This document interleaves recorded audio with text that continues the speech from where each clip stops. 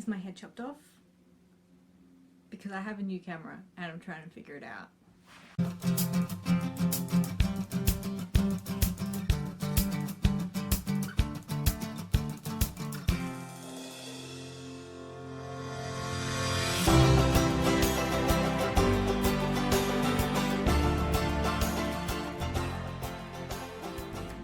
Hi, welcome to the Wonderwolle podcast.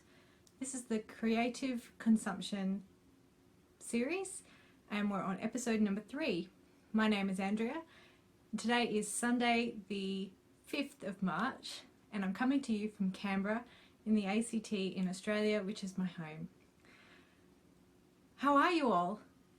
I am filming on a new camera this week. I'm hoping that it will become the camera that I'm able to film on for a little while, because my trusty old iPhone was becoming less and less trusty and I needed to make some changes. So this is a camera from work and I'm hoping I can borrow it for a while and see how we go. So how's your week been? I have had the most crazy busy week and amazingly still managed to get some things done craft wise. I think that I turn to craft when it's busy to try and relieve stress, which is I know that's what a lot of us who do different crafts do, but I feel like sometimes it just increases the amount of stress, especially when you're trying to get something finished. Yeah, so I have been really busy. We had a major event yesterday for work and I coordinated it, and I have obviously been running around like a headless chicken for the whole past week trying to get everything done and make sure everything was perfect and confirm all of the speakers. And yeah, so that happened on yesterday, and then the previous weekend we had my son's birthday party, which was a whole bunch of 8-year-olds, and we just went to the park, but we had a cake. I made a Pinterest inspired cake, which was awesome until we had a little cake disaster where I was walking to the park with the cakes. They were cupcakes. I'll insert a photo here actually. They were cupcakes, and those cake carrying containers with the handle. Well, I wasn't carrying it by the handle. I was trying to balance something else on top of the cake carrier, and I was carrying it by the clips that hold the lid on. And one of the clips mustn't have been quite on, and it slipped and fell, and we nearly had an utter cake disaster because they all fell off. But they didn't actually fall out of the container, so the cakes were just a little bit less pretty, you might say. I wish I'd taken a photo of them before we went to the park. So the cake photo isn't as pretty as I'd originally hoped it would be, but I think that they still worked out really well. If you're interested, the way I painted the marshmallows on the cakes was with it's like a makeup pen where you twist up the ingredient in the interior of the pen and it comes out of a little brush. The brush was too thick for doing the fine painting on the marshmallows, so I actually just used a box, like a shiny cardboard box, and squeezed some of the paint out onto the box, and then got my paintbrush, a thin fine paintbrush, and drew the marshmallows on. I have an interruption. I'll be back in a second. So anyway, 8-year-old boys really don't care what their cupcakes look like. They only care that they're cupcakes and that they have icing. So in the end, it did not matter what the cupcakes themselves looked like. So that was earlier in the week. And honestly, the rest of the week has been such a blur that I don't even know what else I've done in the past 2 weeks. So I have managed to do a fair bit of knitting in the past 2 weeks. I've got a few finished objects to share with you today. 3? 2.5. And yeah, so today is a Sunday. I normally film on a Monday, so I'm a little bit messed up, and I think I forgot to tell you where you can find me on the internets. So my username on Instagram is Wonderwolle, and on Ravelry it's also Wonderwolle. There is a Ravelry group called Wonderwolle Podcast, and yeah, I'm most active on Instagram. If you want to follow me there, I haven't been very good at posting on there the last couple of weeks, but yeah, and I am pretty good at updating my projects on Ravelry. So if you if there is something that you see on my podcast that you want to know more about, go and check out my Ravelry projects page, and it's likely to be on there. So I thought I'd talk a little bit about what I'm wearing today, just to begin with, because I've got 2 handmade items on today. I'm wearing this hat, which for the life of me I can't remember the name of the pattern, but I know that I've written it down. I know that I've done a project page for it, I hope. Anyway, I'm having a bad hair day today because I did not want to wash my hair this morning, and I don't know if there's any people out there who can relate to curly hair, but I pretty much have to wash my hair in order to make my curls look anywhere near close to decent. So today I'm wearing a hat.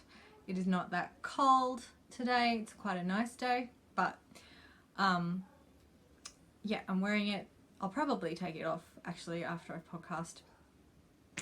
And the wool is wool that Marsha from Fairy Little sent to me last year, a couple of years ago. It's a Canadian wool. It's very nice. It's really bouncy and soft and lovely. It's got a beautiful drape.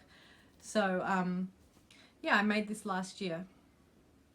The other thing I'm wearing is this top, which is the Tunic No. 1 top by Sonia Phillip.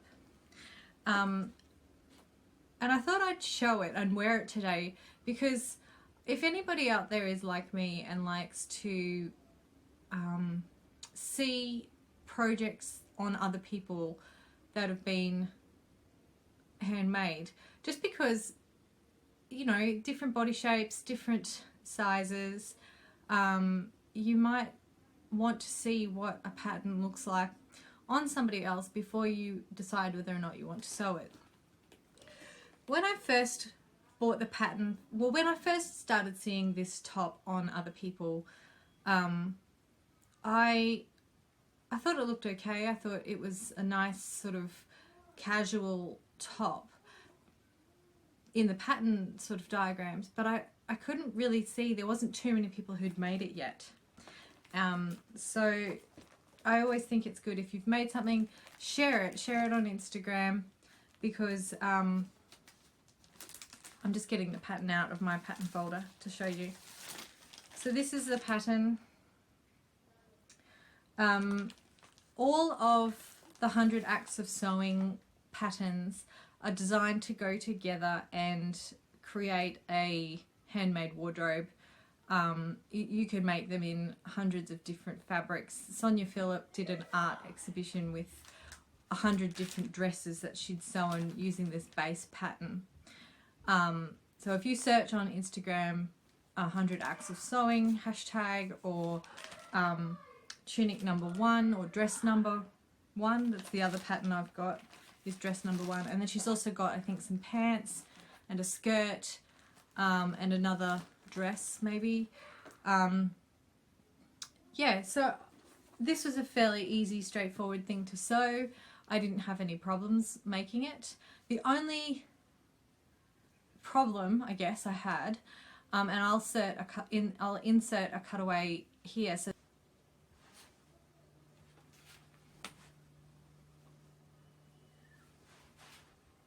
cropped, and you'll see what you'll have seen in the cutaway that it is quite short on me, and that's not my preferred look. I can see how that would go well with if you were layering this top with the tunic dress or one of the other pieces in the collection.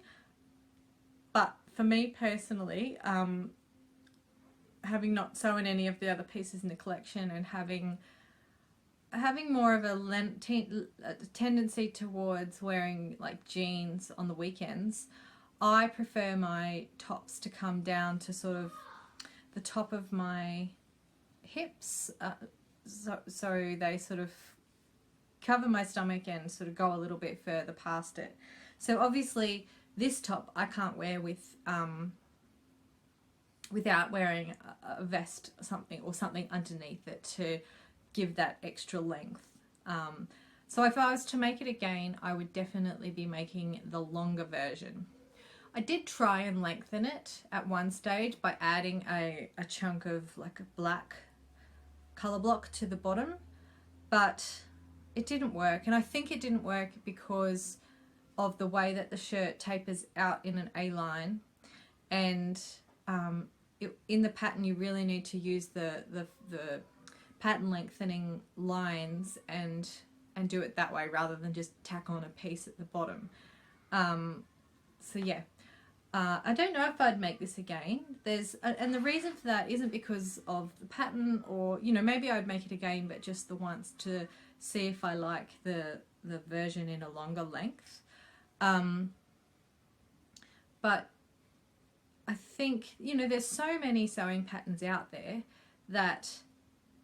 and there's so many variants on the 3/4 sleeve top theme, that I think I'll just try all of them and see what the differences are and try to learn about the subtleties in the differences between particular patterns, because some of them, they do all look very similar, and so I think it helps you to learn and to be a better sewer if you sort of make different patterns rather than making the same pattern over and over. There's definitely the place for making the same pattern over and over, especially if you find a pattern that works really well in different fabrics, and you can make it look really different depending on the fabric that you use. But I think for me, where I'm at with my sewing, which is not, I wouldn't call myself a beginner sewer, but I certainly wouldn't call myself an advanced or an experienced sewist. Yeah, I think that it's valuable to make different patterns and to see different pattern instructions, because often some people are better at explaining certain techniques than others, and sometimes you'll find that by using a different pattern, somebody will use a technique and it'll be so much simpler because it will click in your brain better than the way the other person described how to do it. So that's another good reason for trying different patterns and different pattern designers. I'm just going to have a sip of my coffee. I got this beautiful mug yesterday at the National Museum of Australia shop, and it's by a company which is based here in Canberra called Bison Homewares, and they make the most beautiful stoneware, and I have wanted coffee mugs and breakfast bowls and maybe even some dinner plates from them for a long time, but each piece is quite expensive, and so I finally bit the bullet and decided that I'm just going to buy one coffee cup at a time, one dinner plate at a time, and build up a collection, because that's how much I love it. They do have a studio shop here in Canberra in a place called Pialigo, which is an artsy sort of area of Canberra.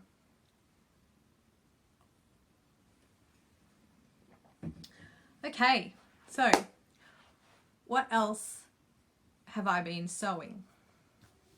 Let me tell you. Last time on my previous episode, I talked about wanting to sew my boys some swimmers. And so I went out and I got the correct thread, and I got some good quality lycra. I bought a stretch sewing needle. And last Saturday, I think it was Saturday, probably was Sunday actually, last Sunday, I sat down at the overlocker and attempted to thread it and get the correct tension on the overlocker stitch to be able to sew this lycra. I think I tried fiddling with the tension for close to 3 hours, and so I would change, because when you're fiddling with the tension on an overlocker or a serger, you're meant to just change one thing at a time. So I was sitting there and I had my overlocker book and I had my iPad with the with a website up to sort of give you tips on threading an overlocker, and I had my tweezers and my glasses on, and I changed one little thing and then I would sew, serge a seam, have a look, compare, still not good. So I did this for 3 hours and I could not get it to work. I could not get the overlocker stitch to look the way that it was meant to look. It was a 4 thread overlock stitch, and the reason, I think, well, one, maybe my overlocker needs a service. It's never been serviced. It's not old, but it's not new either. I'm about to get interrupted again. I don't know if you'll be able to see this, but I bought the recommended thread to use with sewing swimwear fabrics, which is called woolly nylon. And here, I don't know if you can see that, it's very stretchy, and then it sort of has a knit appearance to it. I don't know if you could see that, but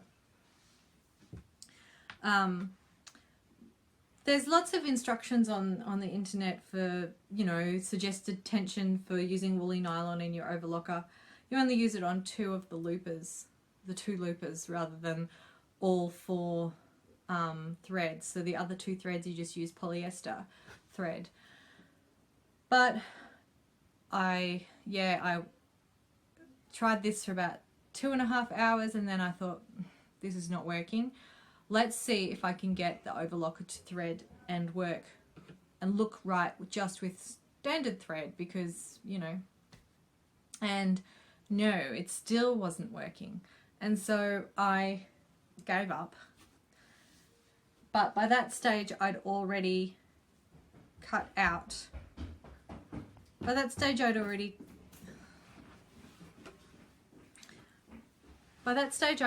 cut out the swimmers. Now, I went into this completely experimentally. I did not intend that the very first pair I made would be perfect, and they are far from perfect. In fact, they're not even close. They are completely experimental. Because I just ended up accepting that my overlocker stitch was no good, and I thought, you know what, rather than waiting till I get it right and then having trouble sewing it, let's just have a go at sewing it regardless of whether it's right or not, just to practice. And so I did. And yeah, I mean, it's mainly I wanted to practice putting in the elastic, because the pattern, which is this free pattern called Boys Swim Briefs by Boo Designs, a lot of people have sewn it with great success. Her instructions pretty much say to use an overlocker rather than a sewing machine, but I think my overlocker is there's something wrong with it, because you should not have to try that many times to get your tension correct and the stitch length correct and all of that. So that's a whole other problem. And then I thought, well, I've got the needle, I've got a sewing machine, and I could just use my zigzag stitch on the sewing machine. So I did. And then that one decided that it didn't want to work, and I'll show you here what it was doing. You can see there how you've got those skipped zigzags, and I don't know what is going on there with my sewing machine. I don't know whether, because it was doing it, it wasn't sewing very nicely.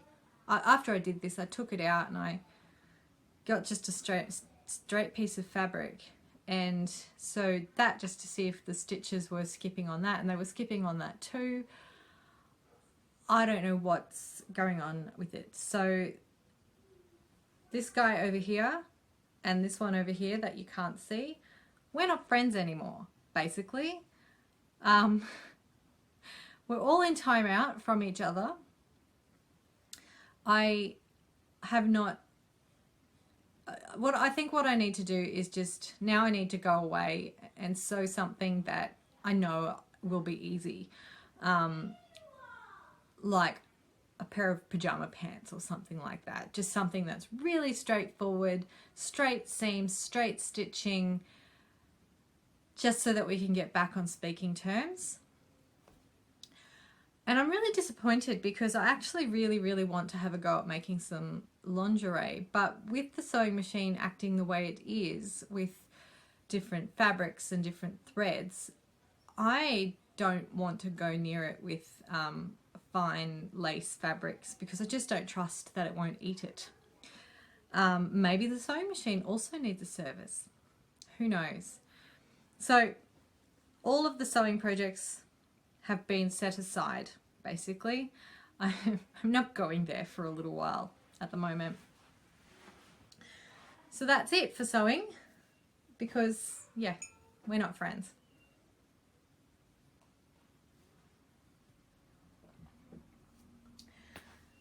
But I have been getting some knitting done, and I have got 2.5 finished objects to share with you today. So the first thing I finished, and I should put this on my sock blocker, but it's way over there. Here is the sock. This is one of them, obviously. Here is the second one. This is made from West Yorkshire Spinners DK Air Valley.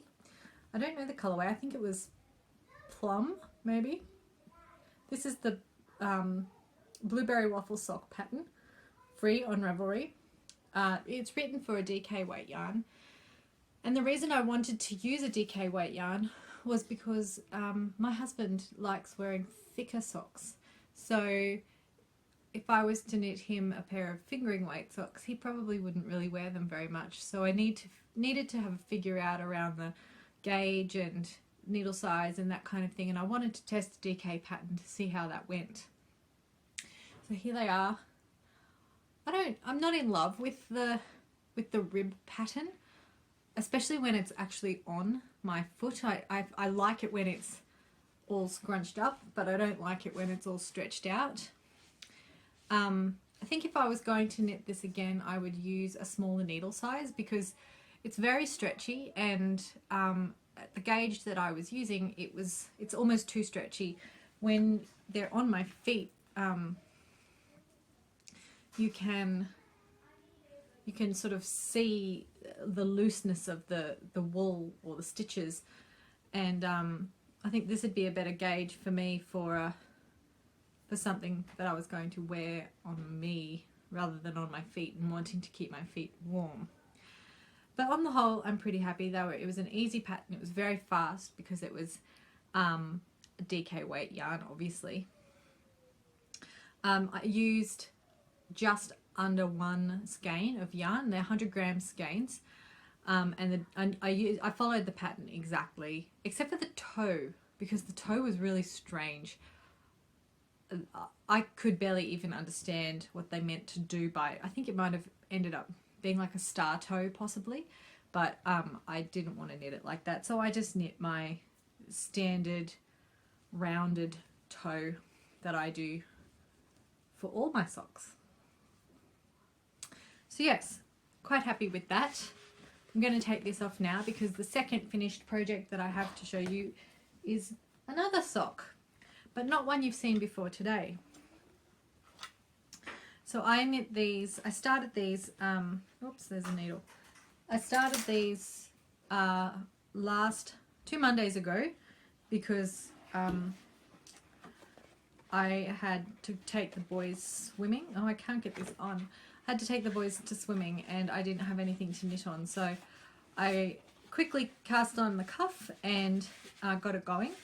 And yeah, it's been really quick to knit this. So here is the second finished project. This is my half, sorry, this is a half object because I only have one finished, but here it is. This is the Arnie and Carlos design line yarn in the Summer Night colorway. I've had this for a while. I bought it maybe last year with the intent to knit it like 2 Christmases ago, and then I didn't get around to it. I've used contrasting heels and toes and cuffs and a Fish Lips Kiss heel, and I just do a rounded toe. The toe pattern that I use comes from a pattern by Mina Phillip, one of her sock patterns. I think it's Verdure socks. It's a leaf motif pattern, but the rounded toe works really well for me, so I stick with that for the majority of times, unless of course that I'm doing toe-up socks. So yes, I really like these. I do, it's a basic vanilla sock. I do 70 rounds to the heel and then about 78 rounds from the heel to where I stop for the toes. The needles I used for this were Zings 2.5mm Zings, the red ones. And these are my favorite sock needles. I don't like knitting on anything else now. I've only got 2 pairs of these, 1 pair DPNs and 1 pair circulars, 80cm circulars. And I have started the second sock for this one. Here it is. Oh, I've got my little Eiffel Tower stitch marker on there. I probably made that one, I can't remember.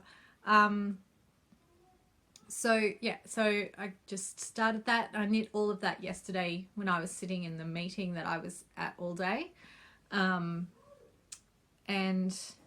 yeah, so they should be finished fairly soon. Although I heard that on the Love Sock Wall podcast, she said that she's got so many first socks finished and partial finished second socks that she could finish a pair of socks a week at the moment. And I kind of like that idea. So part of me wants to start a new set of socks, get the first sock going on this on that, and then come back to this and finish this, so that I'm always working on something different. But I'll consider that and see how I go. So yeah, pretty happy with the Arnie and Carlos. And in fact, I may have bought some more Regia yarn because I really quite like Regia yarn. Okie dokie, what else? Oh, finished objects. I'll best show you the biggest finished object. She's over here on my model because it's too big and too hot today to actually wear it. Ooh. So here is my Find Your Fade shawl finished. I'm so glad it's finished. I was completely sick and tired of working on this project. The end, I feel like it's almost maybe just a little bit too big. It's, I mean, it drapes around the model quite nicely. It drapes around my neck when I wear it like this quite nicely. But it just seemed to go on and on and on forever. Like I feel like you could almost ditch that last lace section maybe and just use 6 colors. It just keeps going on, and I was struggling towards the end there, but I just, I focused on that this week. It was my focus piece to get that finished. So I finished it now.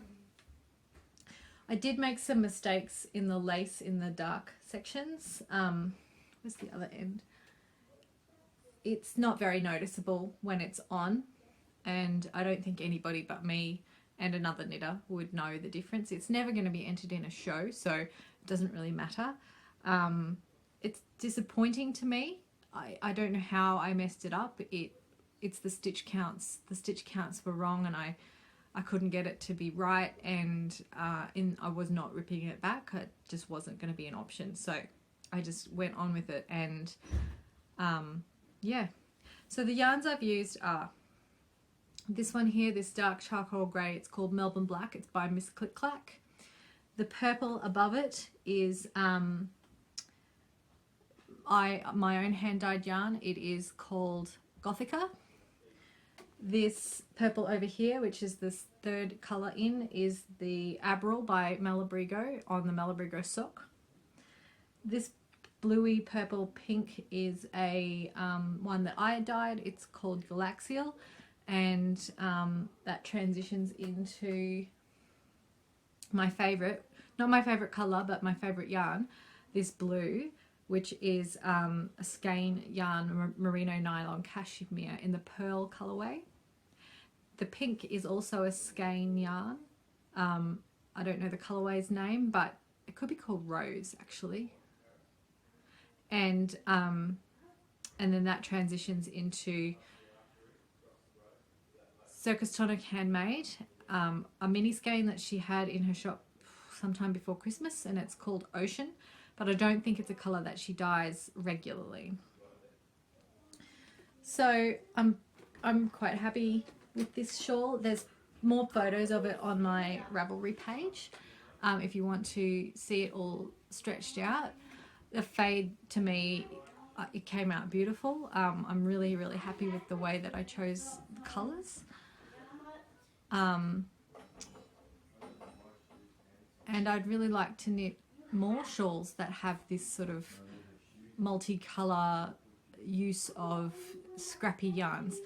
The majority of this wool, it did not take a full skein of any colour. It took less than 50 grams at the most of, actually I think it was 55 grams was the most. That was probably one of the middle colours. So yeah, I was really happy with that. And there's a Stephen West shawl which it's got holes in it, but the name is escaping me. I'll write it down here. And I've seen lots of that one knit with lots of different scraps of yarn, and I'd really like to make that one, but I don't want to make it with the same scraps that I used for this one, if that makes sense, because then I'll just have a very similar shawl. And I have an idea about that, and I'm going to share that at the end of my makes session. So yeah, I've got an idea, so stick around if you're interested in an idea for using all your scraps. So moving on to works in progress. I have a couple of new things to show you this week. I'll start with the one that's not new though, although I haven't made very much progress on it. This is the Imbue shawl by Lisa Much. I'm using Drover and Classer yarn, which is an organic, New Zealand organic merino 5-ply. It's a really, really lovely and soft, squishy yarn. The colours I've used are the brown grey is Rat, and the pinky colour is called Lead Crystal. I'm not sure that she dyes Lead Crystal anymore, but she definitely still is dyeing Rat. So here it is. I think, no, the cat is not where I was up to last time. Where I was up to last time was, I think I was just at the end of the previous short row section, and I've just done this short row section and a few more rows. So I'm happy with that. I'm looking forward to wearing it because I feel like it's going to be really soft and squishy and lovely. So yeah, so happy with that one. Oh, I'm gonna make myself a mess down here. Just pick that up. There we go. So I've just come up to the end of the first skein of the pink, and I have 3 more skeins of that, so I'm pretty sure I'll be okay. The second thing, which I can't say that I've actually worked on a lot, I've actually only done 2 rows, but this is something that I started a while ago. I was inspired by Nicole of the Gentle Knitter podcast, because she has the most beautiful, very large rectangular garter stitch shawl, which is really fluffy. It looks so warm and cozy, and I loved it, and I wanted to replicate it. I did not want to knit a very large garter stitch shawl, however, so I've just realized there's a mistake. So what I've done is I'm using the textured shawl recipe by Elaine, and here it is. I did start this before Christmas, but it's been sitting not having anything done to it for since before Christmas, because it's been so warm. It's been too warm to do this. So the yarn I'm using is this Rowan Kid Silk Haze, which is a mohair, and I'm using this Drops Baby Alpaca, which I think it's a merino alpaca blend. It's their little 5-ply yarn. Really, really soft. Both of them are really, really soft. And oh my goodness, it's so lovely. I do worry that the mohair is going to irritate me. And I'm sort of, I don't know, taking it slow, I guess, to do this. Yeah, we'll see how it goes. It's just something that I just picked up this week because I needed to not work on the Find Your Fade shawl one day, and I just thought, oh well, I'll pick that up and do a couple of rows just to get it back in my brain as to what I'm doing with it. Yeah, so that's that one. Pretty happy with that. The other thing is brand new. Is that this one? No, over here. I did talk about this last week. I said I would start, and that is my Marion cardigan by Andy Satterland. So here's a picture of what it will look like when it's finished.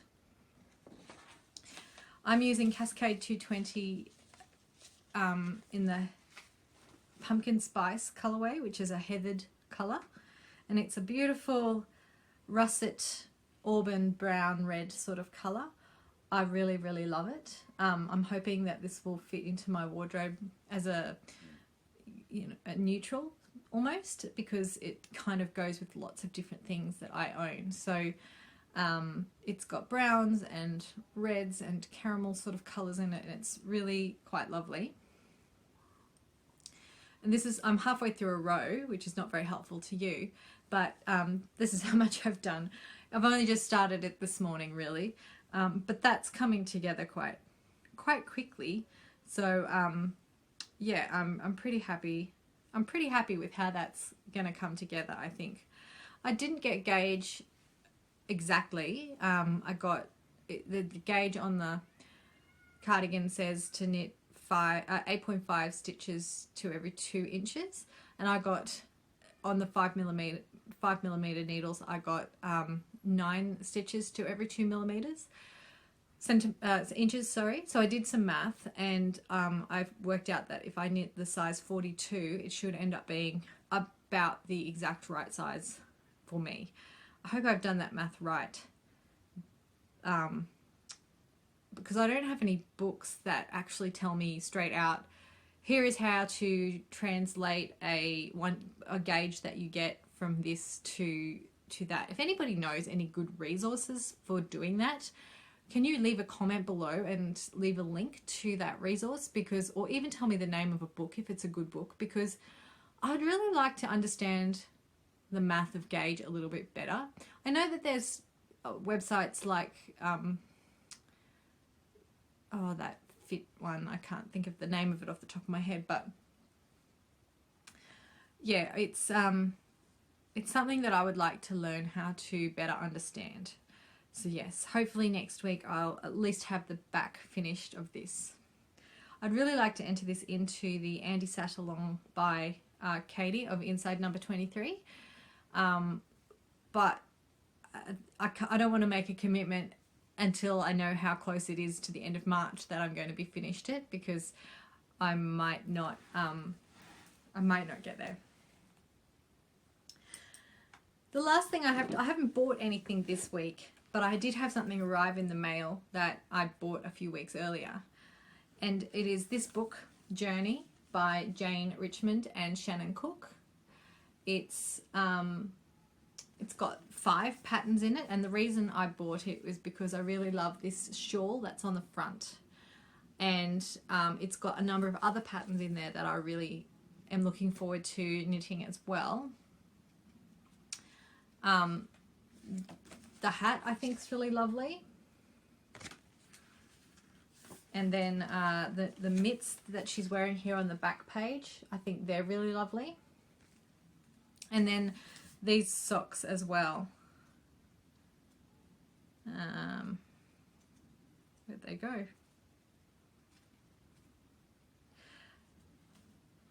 I can't find the socks, but I'm not a big fan of the sweaters that are in this book. There's one of them. I just don't like the neckline detail. It's not for me. But yeah, if I knit 3 of the 5 patterns in this book, then I think that that'll be good value. So yeah, I'm pretty happy with that, and I'll at some stage in the future I'll definitely knit that shawl because I love big worsted weight shawls. I don't know if I love big fingering weight shawls like the Find Your Fade. There is another pattern in my Ravelry queue or favorites that is more of a wrap, kind of rectangular wrap made out of fingering weight, and I've got some alpaca 4-ply in order to make that, but I need a break. I need a break from giant fingering weight shawls, so that will have to wait, I think, until maybe the second half of the year. So that's all the knitting content I have for you today. I just wanted to talk quickly about my idea. When I was knitting, when I was finding all of my yarns for the Find Your Fade shawl, I realized that I have quite a lot of half skeins where I haven't used the entire skein of yarn for a particular project, and then you're left with these half skeins of yarn, and it's not even 10 or 20 grams. Sometimes it's, if it's a sock weight yarn for me, I'm sometimes left with, 30 or 40 grams, and I don't necessarily want to make another pair of socks with the exact same yarn, or and I don't knit scrappy blankets or anything like that I'd want to put it into. And it does feel wasteful to have this half-ish skein of yarn sitting there that you don't know whether you're going to use or not in the near future. And I noticed that there is a lot more patterns starting to pop up that do require small amounts of a particular colour. So I'm wondering what people's thoughts are on the idea of a stash swap. So the concept would be that if you have around 50 grams of, or 40 to 50 grams of leftovers of a particular skein, that you could sign up and swap your semi-used skein of yarn for somebody else's semi-used skein of yarn. And that way you're getting a different yarn that you could then combine to make another Find Your Fade shawl, or a different shawl that uses different colours, like Stephen West's Exploration Station, for example. And you're getting potentially out of your comfort zone, but also you're not going to then have a second shawl that uses the exact same yarns in it that your first shawl used, because the potential for it to look quite similar is high. And I don't want to knit another shawl that looks exactly the same or has the exact same colours in it as my Find Your Fade. I want to knit another shawl similar to it but with slightly different colours, even if that's still purples and blues, but different purples and blues, or bringing in more grey or something like that. But I don't have those greys in my stash, but somebody else might have those greys that they use to knit their Find Your Fade. So if you like the idea of a stash swap, please let me know, because I think I would really like to do a stash swap. I don't know if you can see over in the corner here, I've got maybe 5 or 6 different semi-used skeins, and I'm sure that other people do too, have that many. I'd be happy to organise this. So if you're interested in a stash swap, leave a comment below or go into the Ravelry group. I'll create a tag in the Ravelry group for people who are interested in doing a stash swap, and let me know, because I'd really like to get some new colours in my leftovers stash so that I can knit another shawl in colours that I don't already have. So thanks for coming along and listening to me talk today. I've enjoyed spending this little bit of time with you. I'm hoping that my head hasn't been cut off this whole time, because I've already filmed this once, the second half. But yeah, we'll see how it goes. Hopefully it's all good. And hopefully I'll be back to chat with you again in another couple of weeks. It's been really great. Talk to you soon.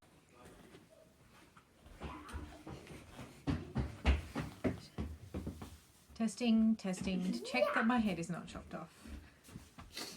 Do a little dance.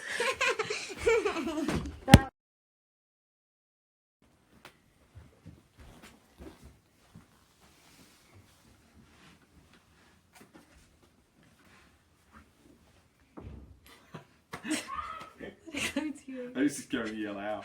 Ow! Ow! Ow! Yeah. Why? Because they were poking each other.